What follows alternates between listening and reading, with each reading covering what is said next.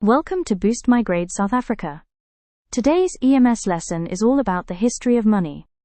We'll explore how societies exchanged goods in the past, how money developed over time, and how we use it today in a modern economy.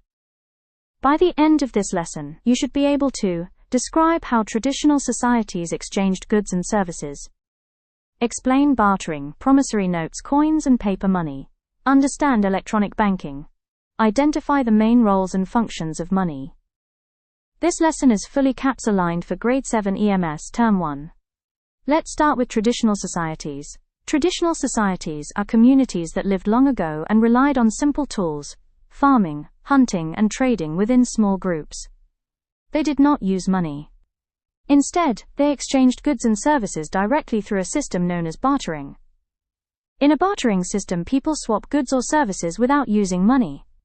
For example, a farmer might trade vegetables for meat from a hunter.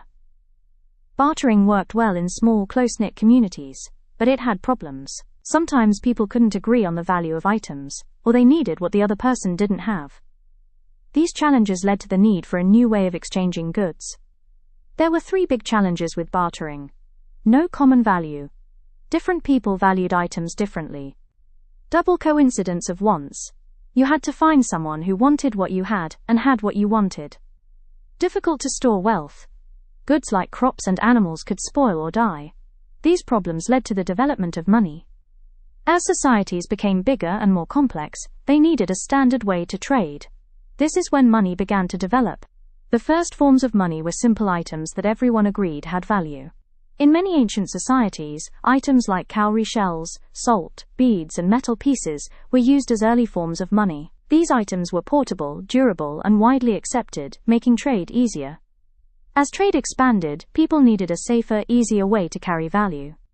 This led to the creation of promissory notes.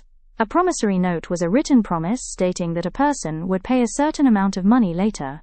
It was like an IOU. These notes were an important step toward paper money. The next major development was the use of coins. Coins were made from precious metals like gold, silver, and bronze. Governments stamped images onto coins to guarantee their value. Coins were durable and easier to handle compared to goods used in bartering. Paper money was introduced to make trade even more convenient. Instead of carrying heavy metal coins, people used lightweight banknotes. Paper money represented a promise from the government or bank that the note had a certain value. Today, money has evolved even further. We now use electronic banking, which includes debit cards, credit cards, EFTs, cell phone banking, and online payments. Electronic banking allows people to send and receive money quickly, safely, and without using physical cash. In our next lesson, we will continue with the history of money by looking at how modern money works. We will explore electronic banking, how people use money today, and why money is so important in our daily lives. Thank you for watching Boost My Grade South Africa.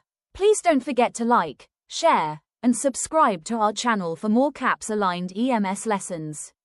See you on the next one.